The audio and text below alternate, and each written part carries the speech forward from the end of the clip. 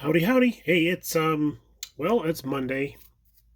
Gosh, I don't even know what time it is. What time is it? It's 3:21 p.m. It's 3:21 p.m. my time here in Arizona on Monday, and it's February 22nd. So we're working on the double bri buddy build, and we've got the chassis mocked up with some of the major interior components, so we could get a kind of a read on our ride height. And the back ends of these cars always sat a little bit on the low side, like there was a couple of bodies in the trunk already, but which causes the front end to sit really, really high. So without any assistance at all, I need a third hand. How about we do, will this work? Yeah, there we go. Okay, cool. So we're going to try and fit this tire on the peg. Come on, peg.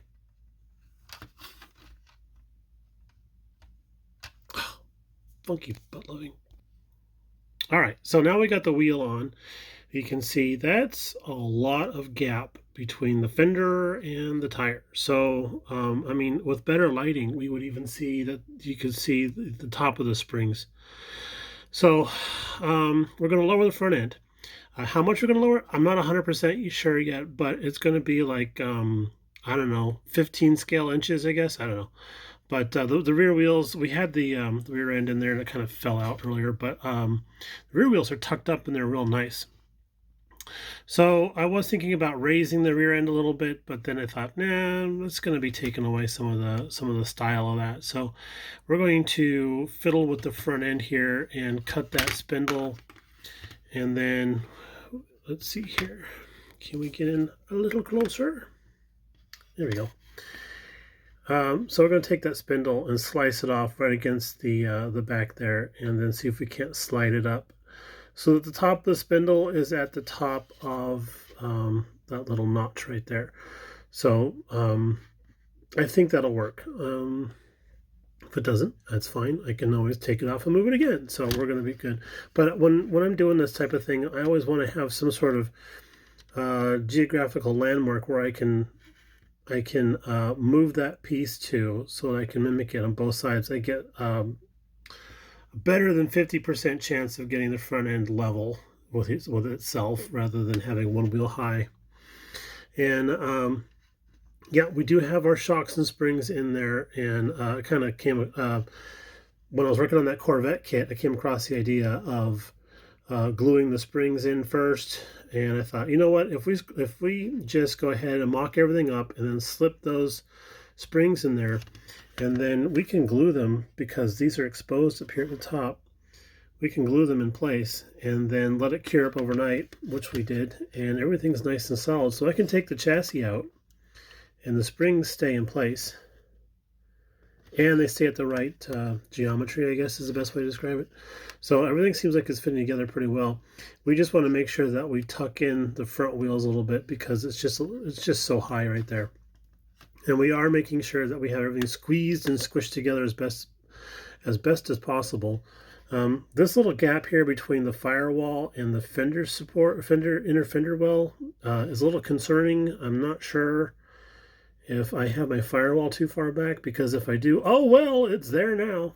But yeah, so we're going to get on with that, and then also do some more sanding on all the fun filler areas. But hey, at least with the black plastic, we can see all the filler joints really easily. I got some to do back here as well on those bits. Did a little bit around the edges and stuff. Did some blending. So yeah, it's not horrible, but it's okay. All right, we'll check back in a little bit. Okay, so now we're back, and let's see, it's like 3:40 p.m., so it only took us about 15-20 minutes to do this. A little bit of razor sawing. You can see that we did move up that spindle a little bit, and you can see how much we moved it up by. We have these lightly cemented in place. We used a little bit of the quick setting extra thin. This stuff is great for tacking stuff into place very, very quickly, even faster than super glue, so I like it for that. And then because everything's melting together, we can still get in there and fudge stuff if we need to. So let's take a look at how we did for ride height. This is where I have to yell at Peg again.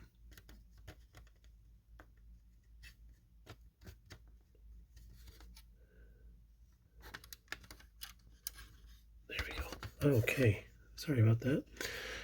That's much better. I really like that. That's going to be sweet.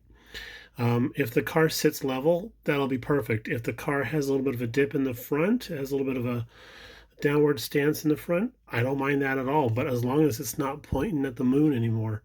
So, because it looked like a missile about to launch. Now, what we need to do is kind of set it up so that the wheels are on both sides and the cement cures up and we get everything going in the right direction. I did do the other side as well. So that's raised up also. Let me just, there we go. Godfrey Daniel, there we go. They look like they're about the right height, both sides. And I did not glue in the steering knuckles. So those can be rotated a little bit if we don't have these pegs perfectly, centered or symmetrical or something like that. So we can tilt these in and out a little bit to help out with the toe in or toe out. As far as the camber is concerned, well, that looks like it might have a little bit of negative camber going on there on one side, and maybe a little bit of positive camber going on the other side. So we'll have to see how that sets up. And for our final beauty shot for this particular segment, I think we did a pretty good job. I mean, it's still a tick high in the front, but I can live with that. It's easy to get the tire on and off. As a matter of fact, they fall off very nicely. But the car, all four wheels are sitting on the ground, so I think that's a win. And if I can turn it, the wheels will probably go wonky. But yeah, I think the stance looks good. I'm happy with that. I can live with that. So there we go. Nice. Now onto more body work. Yay! So for the body, since I had to do a lot of sanding and filling and stuff back here on the back and then up on the front where the clips fit in, I decided to try something that I've done in the past, but not often, only in special circumstances, and that is, here we go, brush on some of this stuff here. So yeah, this primer is super goopy, which is perfect because it actually ends up filling in all the micro scratches and stuff. So the plan is to let that all cure up overnight, and then tomorrow we'll come back out and start sanding down the primer, and we'll have filled in scratches, and we should be ready to move on to the actual primer coat, and then maybe some paint. That would be nice, right? But yeah, we're done for today. We're calling it quits. I'm gonna go watch some YouTube. Y'all take it easy, and we'll see you a little bit later.